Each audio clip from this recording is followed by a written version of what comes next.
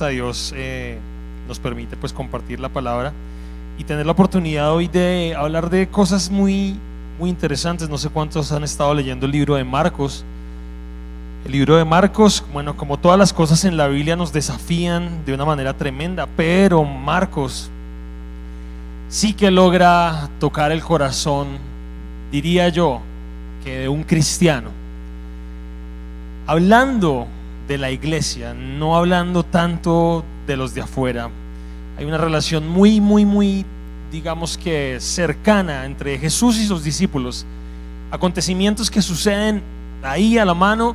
Y bueno, hay ciertas partes que uno trata como de dibujárselas en la mente para entender más o menos cómo fue. Una parte que me pareció muy curiosa fue cuando Jesús envió a sus discípulos en la barca y se fueron ellos andando y empezó, bueno, a haber mucha, digamos que turbulencia, pero dice que Jesús se apresuró al paso y pasó por el medio del agua y empezó a caminar. Entonces yo decía, ese Jesús es como chistoso, ¿no? Porque no se fue con ellos, pero él se quedó orando y entonces dijo, bueno, allá van los discípulos y caminando por el agua relajado. Entonces uno mirándolo desde el punto de vista físico de verlo, debe ser muy curioso, hasta el punto que los discípulos se asustaron porque pensaron que era un fantasma Jesús. Y dice, ay, es un fantasma. Entonces uno se imagina a los discípulos ahí en la barca, ay, no, mira a Jesús, no, es que ¿quién es ese que está por ahí? Y Jesús como que se acerca y le dice, hey, tranquilos muchachos, soy yo. Pero es una escena que usted no va a ver normalmente en el día. ¿Usted quién ve caminando por el agua? Y si usted ve medio una sombra en su casa y de pronto está ahí, usted dice, uy, ¿quién entró? Uy, sano, ¿sí? O escucha un ruido a medianoche y está solo en su casa, usted, ay, Dios mío, qué susto, ¿quién se movió por ahí? ¿Qué hay? La pata sola, no sé. Sí, se imagina cualquier cosa. Pero eso más o menos es lo que uno tiene que hacer cuando lee la Biblia, tratar de dibujar ese evento y ese momento interesante. Ahora obviamente no voy a hablarles de fantasmas ni nada de eso, voy a hablarles de algo que ha tocado pues el corazón del pastor en medio de este año, y es que tiene que ver mucho realmente con el discipulado. ¿Quiénes son discípulos? ¿Qué es ser discípulo?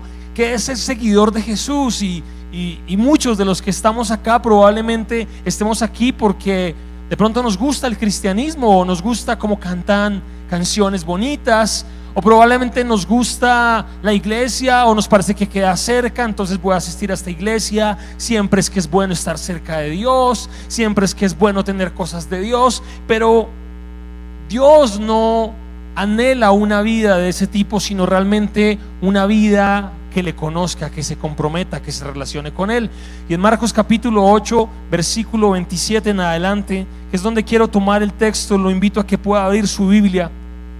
Nos empieza a describir algo interesante, y hablábamos el miércoles en la noche en la reunión de oración acerca de esto, y el Espíritu Santo nos fue hablando de varios temas y varias situaciones interesantes. Y dice allí que salieron Jesús y sus discípulos. Una vez más los vemos a ellos reunidos. Jesús siempre en todo momento con sus discípulos. Iban por las aldeas de Cesarea y Filipo, y en el camino preguntó a sus discípulos diciéndoles, ¿quién dicen los hombres que soy yo?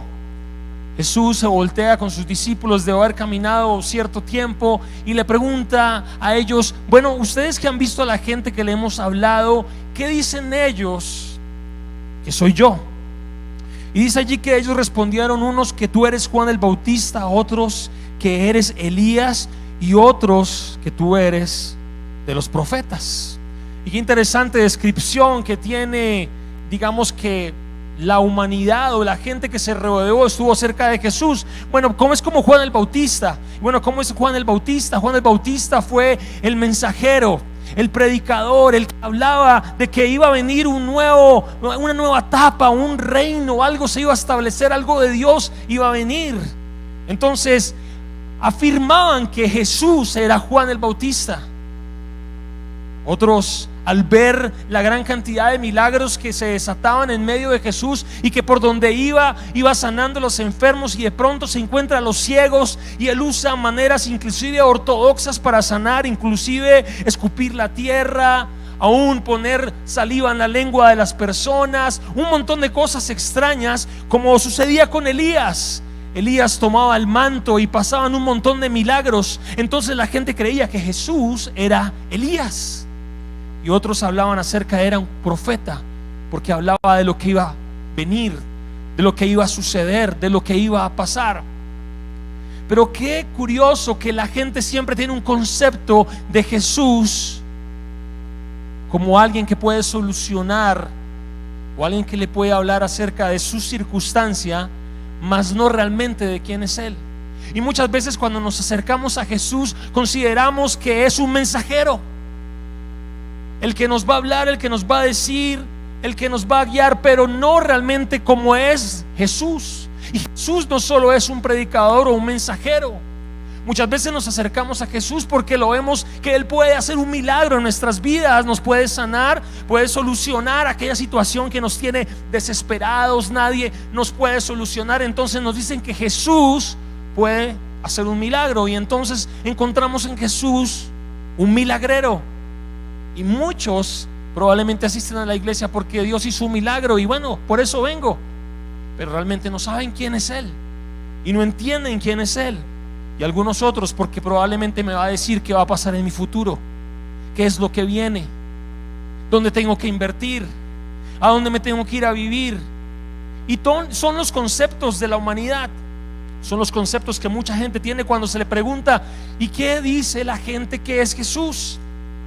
Es curioso que cuando van a Inglaterra y hacen una entrevista acerca de la Navidad y preguntan ¿de quién es la Navidad o de qué se trata la Navidad?, la gente habla de Papá Noel, habla de un montón de cosas, pero nunca refiere a Jesús, porque Jesús se ha perdido tanto en la humanidad y el concepto de quién es Él, que aún inclusive hoy día se asalta realmente su título. Pero aquí viene la pregunta un poco más cercana, y le dice a ellos: entonces Él les dijo: ¿y vosotros quién decís que soy? Y cuando Jesús hace esa pregunta a sus discípulos, es como que yo me siento ahí al lado de ellos, porque digo ser un discípulo de Jesús. Y si Jesús hoy viniera y preguntara: ¿qué dices tú? ¿Quién soy yo? ¿Qué piensas? ¿Quién soy yo? Entonces habría que sentarse uno por uno en la iglesia y preguntar, o darle una hoja y un esfero y preguntarle: ¿quién es Jesús para usted?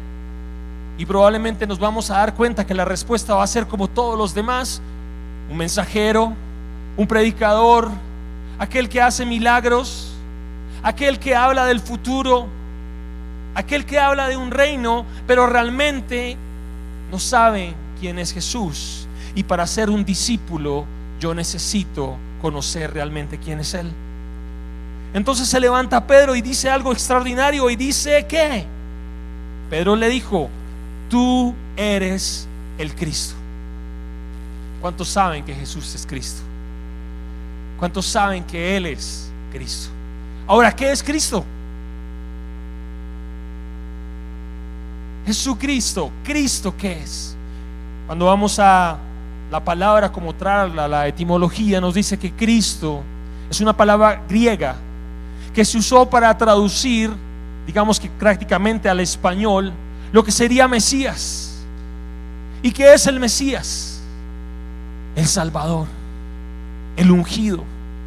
Y cuando le pregunta a Jesús allí a Pedro, Pedro entiende quién es Él, pero más que lo que está diciendo es realmente que puede ver, que tiene claro que el único que puede salvar su vida, el único que la puede restaurar y perdonar, es Él mismo, Jesús, y no hay otro. Y por eso Él le pregunta a ellos: yo quiero saber qué piensas tú de mí, si realmente soy tu Salvador, o soy el que te soluciono los problemas, o soy el que te sano las enfermedades, o soy tu Salvador. Aún se habla que Mesías es ungido. ¿Y por qué ungido? Porque se tenía una tradición en el pueblo de Israel que a todos los reyes se le ungía con aceite. Y cuando hablamos de ungido, estamos hablando de aquel que se va a coronar, o será el rey que va a establecer autoridad, que va a ser el poderoso y el más grande. Y de hecho tenía mucho que ver para aquellos que habían estudiado la palabra, porque estaban esperando ese Mesías, Estaban esperando ese Salvador que los libertara del pueblo, del imperio romano, y los judíos nuevamente volver a salir y establecerse como nación. Pedro entiende y habla y determina quién es Jesús para él, y le dice: tú eres mi Salvador. Y eso me hace entender un versículo muy interesante, y dice la palabra que si confesares con tu boca que Jesús es el Señor y creyeres en tu corazón que Él lo levantó de los muertos, serás salvo. O sea que necesito entender en mi vida realmente quién es Jesús. Y cuando yo comprendo quién es Jesús, entonces puedo ir adelante, puedo ir más allá y puedo aclararme realmente que voy a ser un discípulo de Él. Pero no solamente es eso, porque empiezan a suceder varias cosas. Algunos dicen: sí, Jesús es el Mesías, pero lo dicen de labios para afuera. Y empieza a suceder algo muy interesante aquí, y empieza a darse una, digamos que, conversación acerca de lo que realmente significa que Jesús sea mi Salvador. Y vamos allí al versículo 30, que dice: pero Él les mandó que no dijeran esto a nadie, o sea, déjenlo aquí entre nosotros. Y comenzó a enseñarles que era necesario al Hijo del Hombre padecer mucho y ser desechado por los ancianos, por los principales, sacerdotes y por los escribas, ser muerto y resucitar después al tercer día. Ok, ustedes consideran que yo soy el Salvador. Quiero decirles una cosa: los que están conmigo tienen que saber que vamos a pasar por situaciones difíciles, y yo voy a ser el primero. La gente me va a odiar, me van a aborrecer, me van a lastimar, y además de eso voy a morir. Entonces, como que los discípulos: hay un momento, pero ¿cómo así? Aquí nosotros vinimos a pensar que esto era la libertad para el pueblo de Israel, la libertad del imperio romano, que Jesús era el Salvador, el Mesías. Es más, lo acabamos de declarar. Tú nos has preguntado quién eres tú, y nosotros creemos que tú eres ese libertador.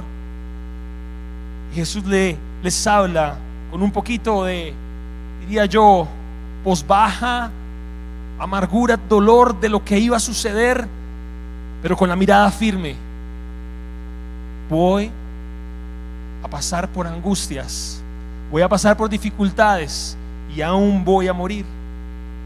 Y me encanta lo que empieza a suceder, porque es exactamente el cuadro de cualquier cristiano que viene a la iglesia y realmente no ha tenido un compromiso con Jesús Salvador. Y se para allí entonces, y dice el versículo 32: esto les decía claramente, pero entonces Pedro lo tomó aparte y comenzó ¿a qué? A reconvenirlo. Pero él, volviéndose y mirando a los discípulos, reprendió a Pedro y le dijo, diciendo: quítate delante de mí, Satanás, porque no pones la mirada en las cosas de Dios, sino en las cosas de los hombres. Entonces, una vez más se afirma que a pesar de que Pedro hace una confesión de que él es el Salvador, aún sigue creyendo que puede ser ese hombre que puede hacer el milagro, que viene a dejar un mensaje que le va a permitir a él tener una posición en el imperio, en el reino que va a establecer Jesús. Pero no está de acuerdo en que si ahora Jesús está tomando fuerza, ¿por qué se tiene que morir? ¿Por qué tiene que entregar su vida? No puede ser. A mí me está hablando de que este Jesús hace grandes cosas poderosas. Mejor dicho, vamos a acabar por fin el imperio romano, y es el tiempo que ha llegado para el pueblo de Israel. Y le dice Jesús a Pedro: quítate delante de mí, Satanás. Imagínense el calificativo que le da: Satanás. Pero qué curioso e interesante que muchas veces nosotros nos hacemos usar por Satanás. ¿Y por qué nos hacemos usar por Satanás? Aun cuando hemos declarado que es el Mesías, aun cuando hemos venido a la iglesia. Y dice allí: porque no pones la mirada en las cosas de Dios, sino en la de los hombres. Y definitivamente era así. Pedro, lo único que en ese momento le estaba interesando era la libertad del Imperio Romano. Él se estaba viendo como que llegó la hora de que ahora sí seamos victoriosos, ganadores. Él solo estaba pensando en lo que él quería y lo que él anhelaba. Y por lo general nosotros somos egoístas. Pensamos en lo que nosotros queremos y venimos a la iglesia pidiendo yo, todo el tiempo yo. Nunca una relación directa en quien realmente merece la gloria, la honra, en quien realmente tiene el sentido de por qué estamos acá, sino que hacemos sentido a lo que a nosotros nos interesa. Y probablemente muchos de los que estén aquí hayan venido porque necesitan una solución a un problema, o porque está pasando un mal momento en su vida y lo único que quiere al acercarse hacia Jesús es: ven, Señor, mi compromiso, tú te comprometiste conmigo, la Biblia dice que tú sanas, la Biblia dice que tú haces. Pero nunca poniendo los ojos en las cosas de Dios. Y cuando me refiero a lo que está diciendo aquí, podríamos verlo en Colosenses capítulo 3, cuando os quiere decir de qué se tratan las cosas de Dios, de qué se tratan las cosas del mundo, de qué se tratan las cosas de los hombres. Y es bien interesante cómo Colosenses hace una descripción increíble. En el capítulo 3, versículo 1 al 4, nos dice allí la palabra de Dios: ya que han sido resucitados a una nueva vida con Cristo, dice allí: pongan la mirada en las verdades del cielo, donde Cristo está sentado en el lugar de honor a la derecha de Dios. Piensen en las cosas del cielo y no en las de la tierra, pues ustedes han muerto a esta vida y su verdadera vida está escondida con Cristo en Dios. Cuando Cristo, quien es la vida de ustedes, sea revelado a todo el mundo, ustedes participarán de su gloria. Poned la mira en las cosas de arriba y no en las de la tierra. Básicamente era lo que le estaba diciendo Jesús allí a Pedro: pones la mira en tus deseos, en tus anhelos, en lo que quieres, en lo que te importa, pero no pones la mira en las cosas del cielo. ¿Y cuántos de nosotros pensamos todos los días en las cosas del cielo? Probablemente muy poco. Estamos pensando en el trabajo, estamos pensando en qué carro me voy a comprar, estamos pensando en mi familia, estoy pensando en mi salud, estoy pensando cómo me veo físicamente, si debo o no debo hacer ejercicio. Estoy pensando siempre en función a mí. Y eso me muestra lo que dice más adelante: así que hagan morir las cosas pecaminosas y terrenales que acechan dentro de ustedes. No tengan nada que ver con la inmoralidad sexual, la impureza, las bajas pasiones y los malos deseos. No sean avaros, pues las personas avaras es idólatra, porque adora las cosas de este mundo. A causa de esos pecados dice que viene la ira o la furia de Dios. Ustedes solían hacer esas cosas cuando su vida aún formaba parte de este mundo, pero ahora es el momento de eliminarle en el ojo la ira, el comportamiento malicioso, la calumnia y el lenguaje sucio. Por ahí para los que dicen groserías. No se mientan unos a otros, porque ustedes ya se han quitado la vieja naturaleza pecaminosa y todos sus actos perversos.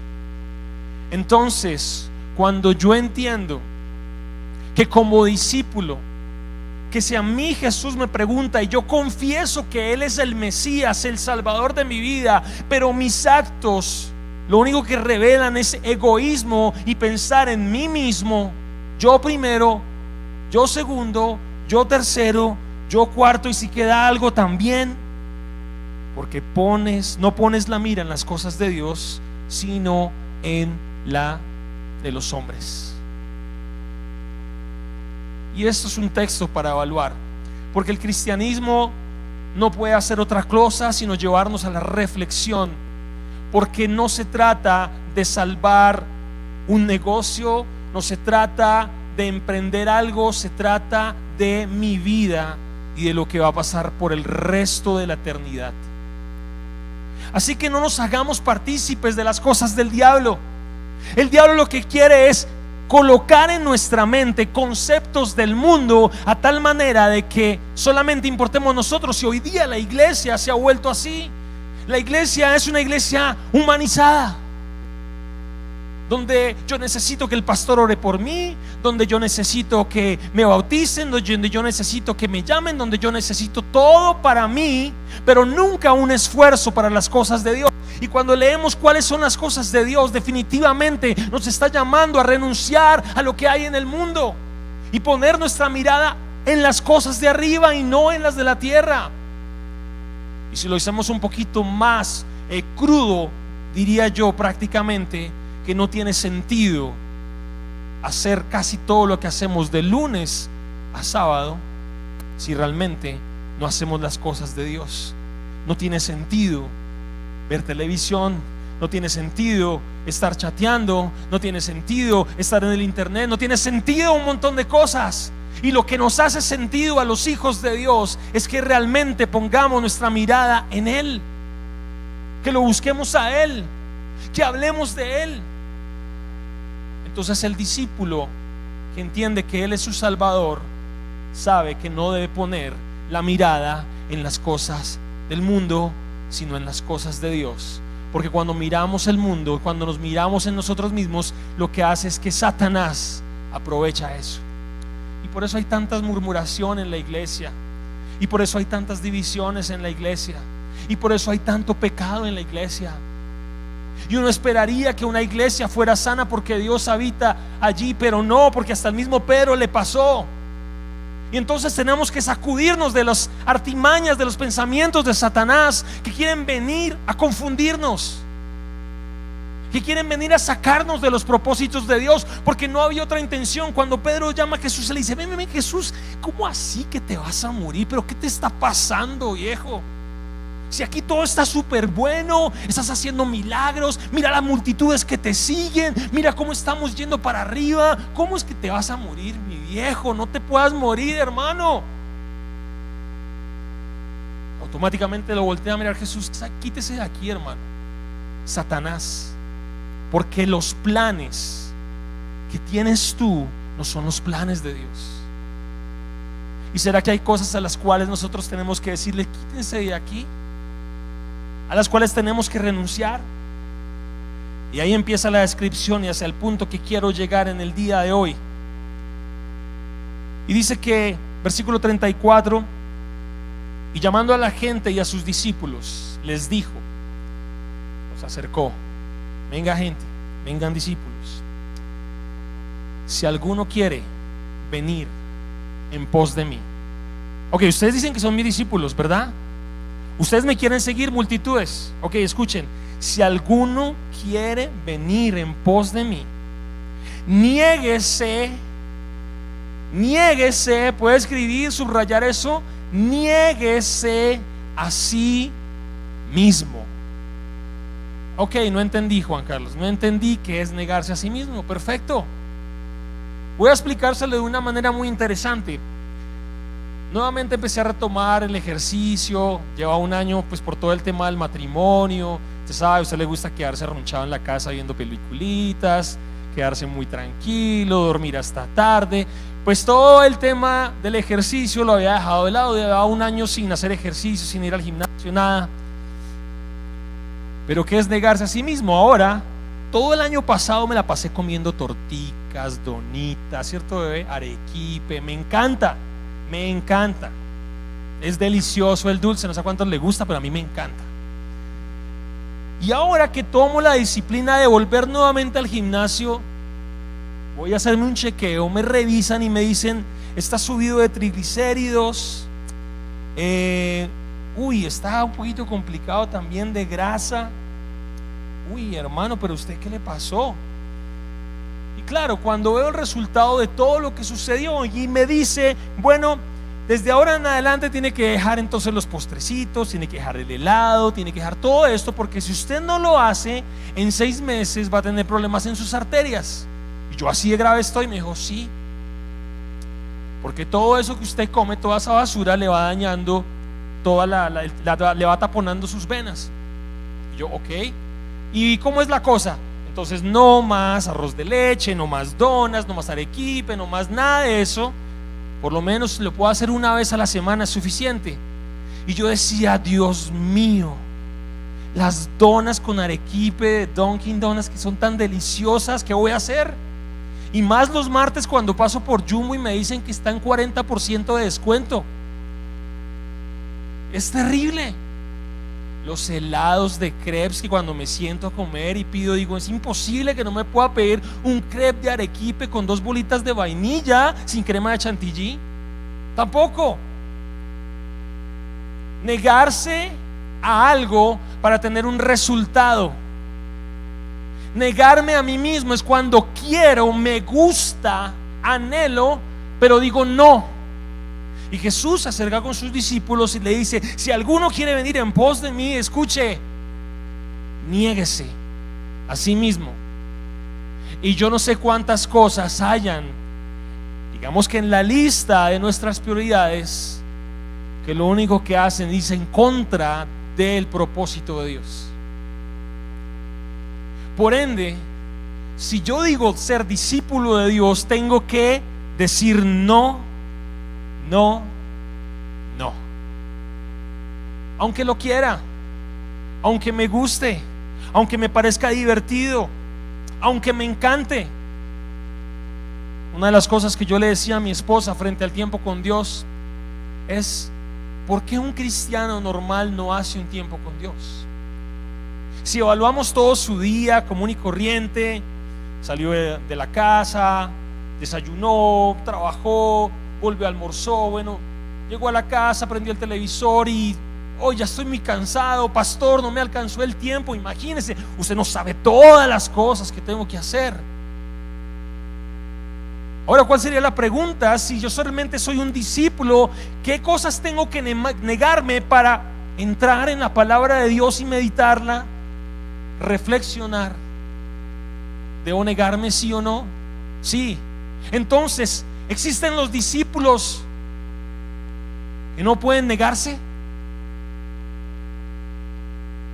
Si yo digo ser discípulo y no puedo negarme a las cosas, entonces ¿qué?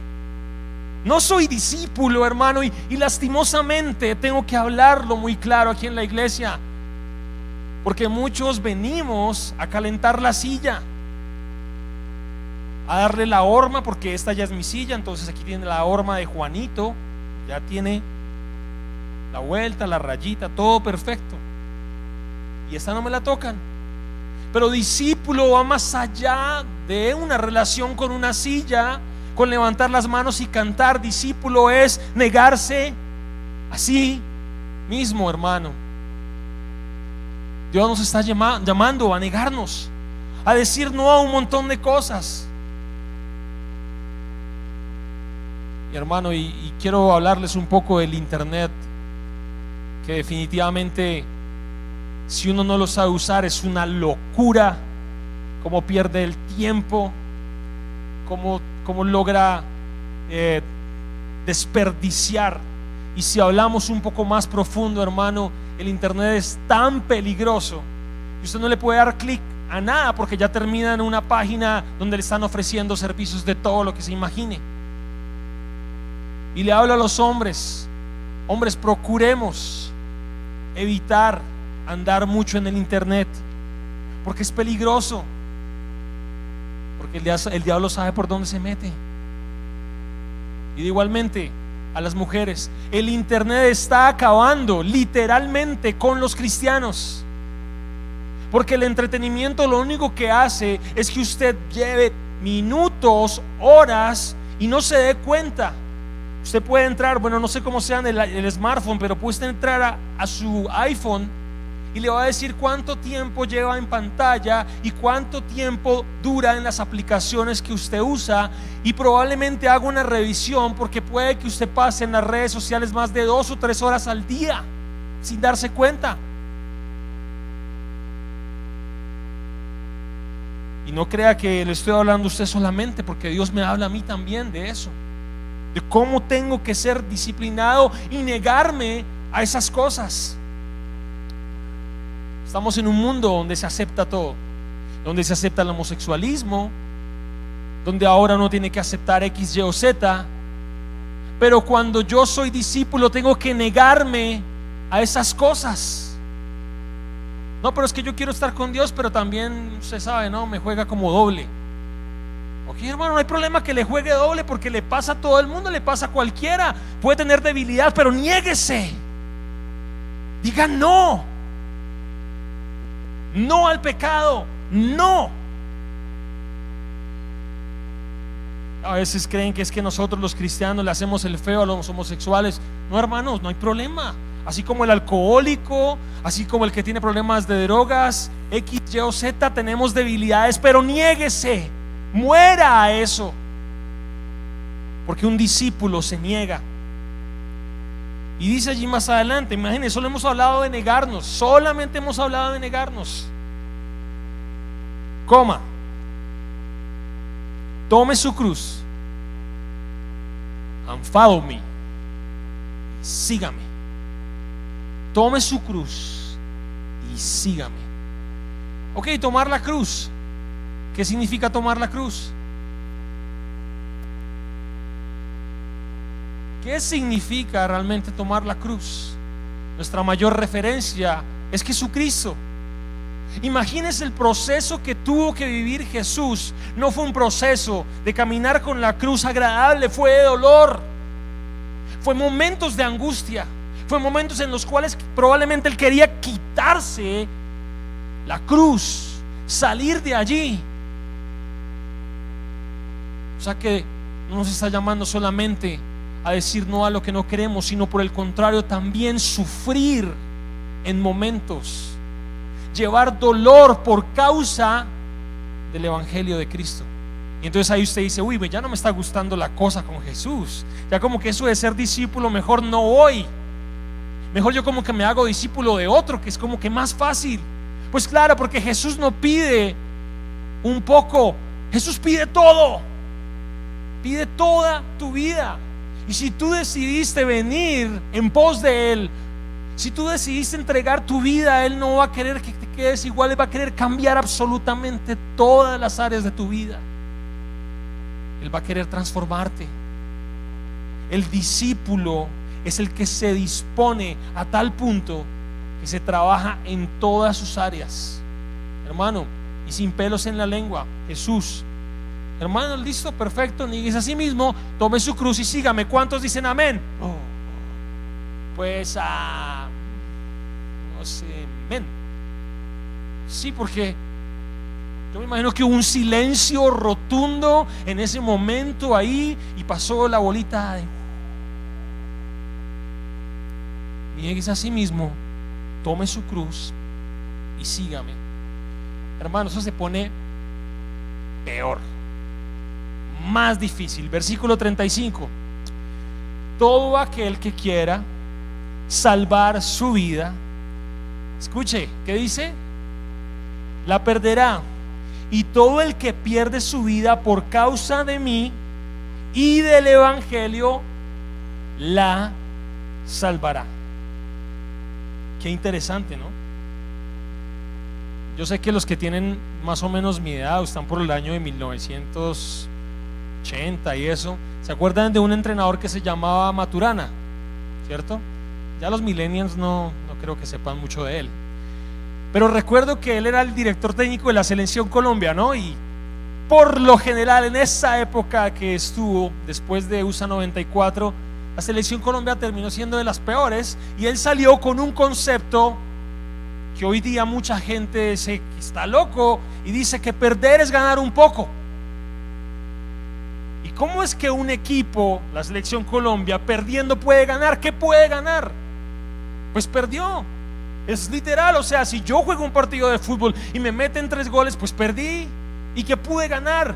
No, ganó valor, ganó no sé, humildad. No ganó, perdió. Pero cuando voy a la filosofía del cristianismo y del discipulado, cuando Jesús le está hablando, le dice: todo aquel que quiera salvar su vida la perderá. ¿Y no es lo que hacemos todos los días? Corremos para ganar, movamos al trabajo, conquistemos, compremos, vamos aquí, vamos allá. Todo el tiempo gira en pos de lo que podamos ganar, ¿cierto? Y cuando usted escucha a las personas que le hablan de cómo ser mejor, de cómo tener proyección en la vida, le dice un montón de consejos para ganar, para ganar. Y Jesús cambia la frase, dice: ok, si quieres ganar tu vida, ser exitoso, vas a perder tu vida. Y todo el que pierde su vida por causa de mí y del evangelio, la salvará. Eso quiere decir, Jesús, que todos mis esfuerzos, que todos mis recursos, que toda mi fuerza, que todo lo que yo soy tiene que ir en pos de nada que ver conmigo y todo que ver contigo para que yo pueda salvarme. Sí, sí, de eso se trata.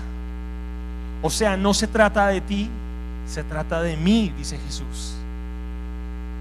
Porque cuando tú pones la mirada en ti mismo, vas a perder todo. Pero cuando pones la mirada en mí, todo lo que necesites te lo voy a dar. Todo lo que te falte va a venir para tu vida. Todo lo que requieras te lo voy a dar. Y me encanta un versículo que dice Mateo 6, 33: mas buscad primeramente el reino de Dios y su justicia, y todo lo demás, casa, carro, esposo, esposa, títulos, lo que sea, os será añadido. Es increíble. ¿Cómo es que yo no trabajo por eso? Pero si trabajo por las cosas de Dios, Él me da todo. Esa es la ecuación que cambia el mundo, porque en el mundo siempre hay egoísmo y siempre voy a estar por delante yo. Yo no puedo ser un discípulo si vivo en egoísmo. Yo no puedo discipular a otros si estoy pensando siempre en mí. No voy a poder. Y dice allí el versículo 36: porque ¿de qué aprovecha al hombre ganar a todo el mundo si pierde su alma?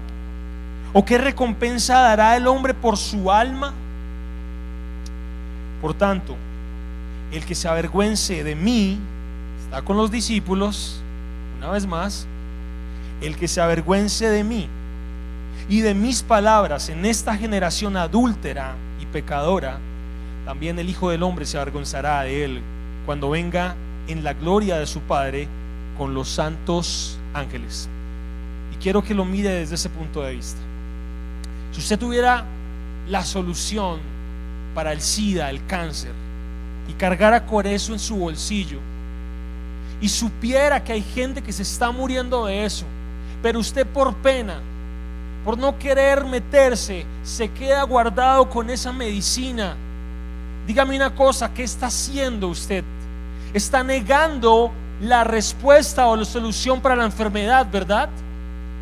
Está negando la opción de que alguien tenga vida. Si yo tengo aquí la inyección, la medicina requerida para que alguien pueda sanarse, pero la conservo y digo: no, es que me da pena, es que no quiero, es que tengo cosas más importantes que hacer, es que primero yo. Está negando la oportunidad. Ahora, cuando tú y yo no trabajamos sino solo por nosotros y no por las cosas de Dios que está pidiendo y demandando a sus discípulos, no estamos negando a Dios. No estamos negando a Jesús. Y dice aquí el versículo: por tanto, el que se avergüence de mí, de mis palabras, el que se quede callado. No es que yo predico con el testimonio, pastor. A mí que me vean, yo calladito y calladito, la gente dice: uy, increíble, qué hombre tan bueno. ¿Qué será? Jesús debe estar con él, yo quiero a Jesús. No, hay que abrir los labios. Inclusive Pablo dice que por la lecura de la predicación nos permitió a nosotros dar a conocer el mensaje de salvación. Pero tú y yo negamos a Jesús en la universidad, en el trabajo, hasta en la casa. quiero que usted piense cuánta gente que está a su alrededor no conoce a Jesús y debería estar aquí y debería venir en pos de aquel que es el Mesías, el Salvador, como lo declaró Pedro. Si tú crees que es el Salvador, ¿por qué no le das el Salvador a otros? Es que me da pena. Es que hablar de cristianismo hoy día, no, Juan, la verdad es que yo no voy con eso. Eso es para los pastores y los líderes. No, eso es para los discípulos. Y si usted dice yo soy un discípulo, entonces ¿qué estamos haciendo? Estamos negando la verdad de Cristo todos los días, porque todos los días conocemos gente nueva. Todos los días hay gente a nuestro alrededor y nosotros calladitos se ve más bonito. No. Y dice ahí: también el Hijo del Hombre se avergonzará de él cuando venga en la gloria de su Padre con los santos ángeles. Yo no me avergüenzo del Evangelio, porque es poder de Dios para todo aquel que cree. Si usted está aquí y alguna vez alguien le habló de Jesús, déjeme decirle que esa persona no se avergonzó y gracias a eso está cambiado su vida. Pero si usted dice decir que es discípulo de Dios, si usted dice que realmente ama a Jesús y ni siquiera está tocando un corazón, no está cambiando una vida, entonces déjeme decirle, lo único que está haciendo es calentar una banca. Y cuando Él vuelva en su gloria, te va a decir: lo siento, apártate de mí, no te conozco, no tengo ni idea quién eres tú, viejo. Yo me voy para el cielo con aquellos que realmente son mis discípulos. ¿Qué necesitamos, iglesia?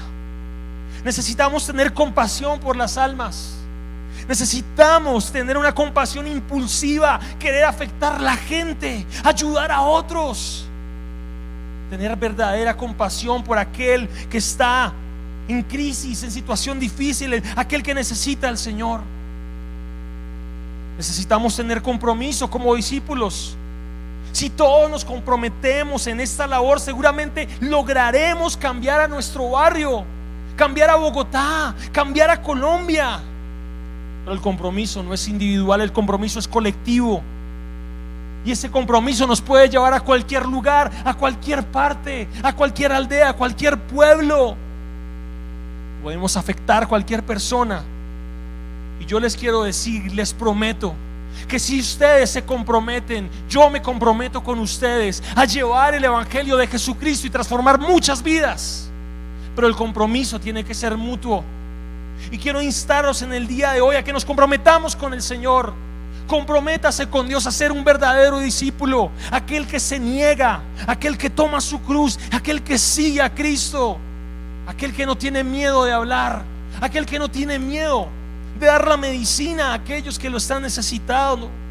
Requiere de nosotros valentía, mirar hacia adentro, ver cuáles son las cosas que tenemos mal, en las que tenemos que cambiar, quebrantarnos en la presencia de Dios, pedir que Él nos cambie para que podamos cambiar a otros. Necesitamos la valentía de reconocer nuestros errores y que definitivamente solamente Dios nos ha cambiado.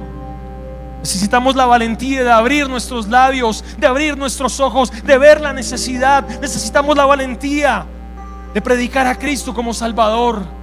Necesitamos la valentía de tomar la responsabilidad y ser honorables, ser integrales, de abrir la puerta para todos los que necesitan conocer la salvación.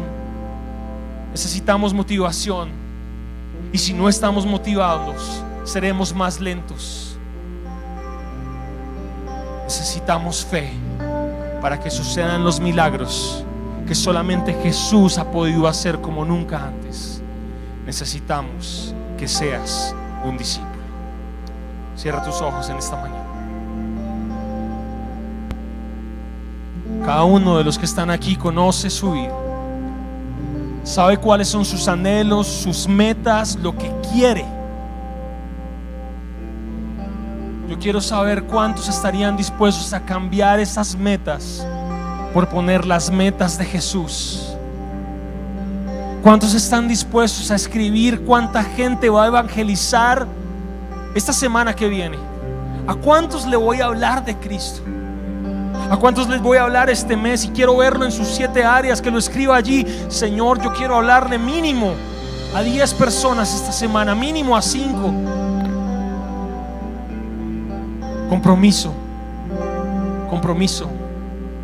No somos cristianos porque pertenecemos a una iglesia, somos cristianos porque damos las buenas nuevas de salvación. Somos cristianos porque Él nos ha hecho diferente y quiere cambiar un mundo. Jesucristo está pronto a venir. Y el versículo 38 lo decía: cuando venga en la gloria de su Padre. El domingo hubo un eclipse de luna de sangre.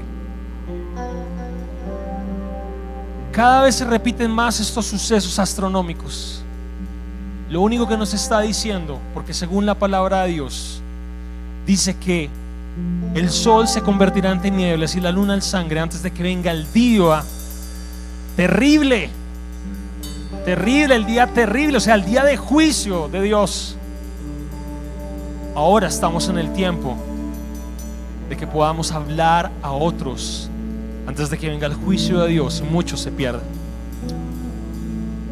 y muchos abandonen. Yo le estoy hablando a los discípulos en el día de hoy, pero si aquí hay una persona que no conoce a Jesús, quiero decirle: Él murió en la cruz para perdonar tus pecados y apartarte del castigo eterno, de ir al infierno. Eso fue lo que hizo Jesús, y eso es lo que quiere hacer con cada una de las vidas que se acercan a Él: hacer salvación, salvar tu alma, salvar tu vida. Yo te invito a que cierres tus ojos ahí donde estás y escuches esta canción. Quiero que cierres tus ojos y entiendas lo que vamos a cantar. Quiero un compromiso en el día de hoy. Comprométase con Dios. Este es el año del discipulado. Este es el año de hablar a otros. Este es el año de tocar otras vidas. Este es tu año y mi año de cambiar el mundo.